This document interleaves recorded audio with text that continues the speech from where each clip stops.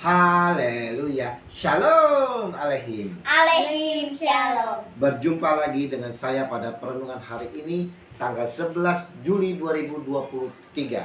Saudaraku, mari pagi hari ini kembali kita mau bersyukur di dalam doa kepada Tuhan Allah kita, dan juga mau memberi senyuman dan sapaan kepada sesama kita. Kita awali perenungan pagi hari ini dengan tanda kemenangan kita dalam nama Bapa dan Putra dan Roh Kudus. Amin. Tetap semangat dalam pelayanan walau dinilai negatif ataupun diejek.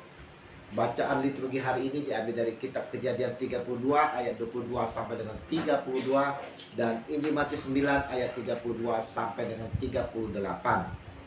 Saudara-saudaraku yang terkasih di dalam kasih Kristus, ada banyak respon atau tanggapan orang saudara jika melihat orang lain sukses di dalam hidupnya.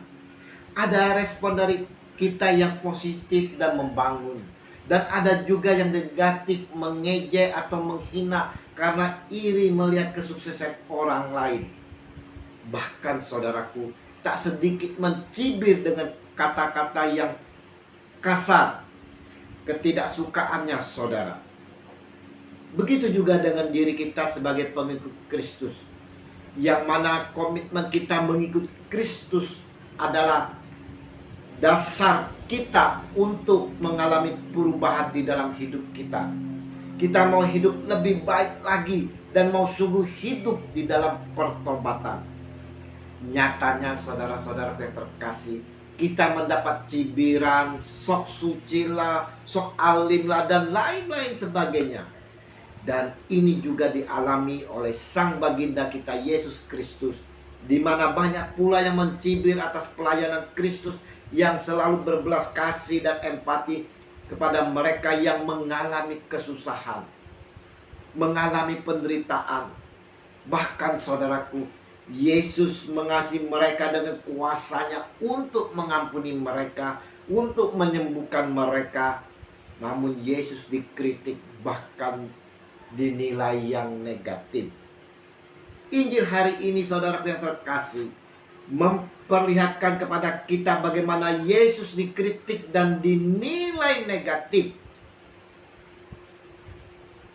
Sedang kedua orang buta itu keluar, dibawalah kepada Yesus seorang bisu yang kerasukan setan.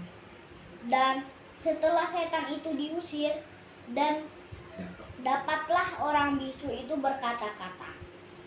Maka heranlah orang banyak, katanya, yang demikian belum pernah dilihat orang di Israel.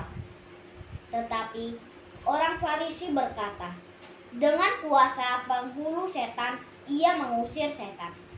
Matius 9 ayat 32 sampai dengan 34. Lihat saudaraku, Yesus dikritik, diejek, dinilai bahwa kuasa yang dipakai oleh Yesus itu adalah dari kuasa penghulu setan saudara. Ia mengusir setan. Bukankah ini cibiran yang sangat pedas sekali? Apakah dalam pelayanan kita juga kita alami seperti apa Sang Baginda kita alami saudara? Bagaimana respon kita atas kritikan dan penilaian negatif atas diri kita? Atau kita mundur karena tekanan-tekanan kritikan dari sana sini? Walau dikritik sana sini dengan perkataan pedas negatif, Yesus tetap mau melayani mereka yang membutuhkan. Demikianlah Yesus berkeliling ke semua kota dan desa. Ia mengajar dalam rumah-rumah ibadat dan memberikan Injil kerajaan surga setelah melenyapkan segala penyakit dan kelemahan. Melihat orang banyak itu, tergeraklah hati Yesus oleh belas kasihan kepada mereka. Karena mereka lelah dan terlantar seperti domba yang tidak bergembala. Matius 9 ayat 35 sampai dengan 36. Lihat saudaraku yang terkasih, begitu berbelas kasihnya, begitu berempatinya Tuhan Yesus. Dia melihat begitu banyak orang yang mengalami suatu kelelahan, terlantar seperti domba yang tak bergembala saudara. Kita pun harus memiliki semangat pelayanan seperti sang guru kita ini. Juga para murid. Para murid bahkan mendapat ancaman, namun tetap semangat dalam melayani oleh karena belas kasih itu. Begitu banyak saudara di luar sana membutuhkan sentuhan kita, membutuhkan belas kasih kita, empati kita saudara. Melihat orang banyak itu, tergeraklah hati Yesus oleh belas kasihan kepada mereka, karena mereka telah terlantar seperti domba yang tidak bergembala. Maka katanya kepada murid-muridnya, tuaian memang banyak, tetapi pekerja sedikit. Karena itu mintalah kepada Tuhan yang empunya tuaian, supaya ia mengirimkan pekerja-pekerja untuk tuaian itu. Matius 9 ayat 36 sampai dengan 38. Saudaraku, kita sering salah kaprah di mana menitik beratkan pelayanan rohani saja, saudara. Kita tak melihat kebutuhan fisik, jasmani, dan sosial mereka. Karena dari setiap hamba Tuhan selalu menyatakan pelayanan rohani lebih penting daripada jasmani. Namun Yesus maunya lebih dari itu, saudara. Mau menyentuh seutuhnya dari seluruh kehidupan mereka. Maukah kita melayani seperti Tuhan Yesus?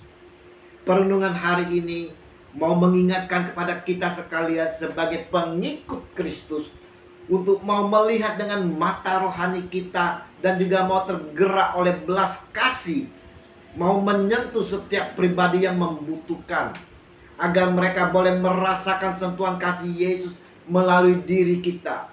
Kita mau melayani sepenuh hati kepada mereka. Walau kita mendapat cibiran, ejekan, atau penilaian-penilaian negatif, dan apa yang kita lakukan demi kemuliaan Tuhan ini, biarlah kita mau tetap semangat melayani walau kita dihina, diejek. Kita mau tetap berjalan bersama Tuhan Yesus, bahwa kita adalah pengikut-pengikutnya yang setia. Tuhan telah mengutus kita sebagai teman sekerjanya di dalam tuaian yang begitu besar. Maka lakukanlah perutusan ini dengan sebaik-baiknya, tanpa peduli cibiran orang lain. Kita mau melakukan keputusan ini dengan penuh murah hati, seperti yang dikatakan Yesus, hendaklah kamu murah hati sama seperti Bapamu adalah murah hati. Lukas 6 ayat 36. Mari saudaraku yang terkasih, kita yang menjadi orang terpilih dalam perutusan ini mau menunaikan tugas tanggung jawab sepenuhnya dengan penuh murah hati dan penuh kerendahan hati.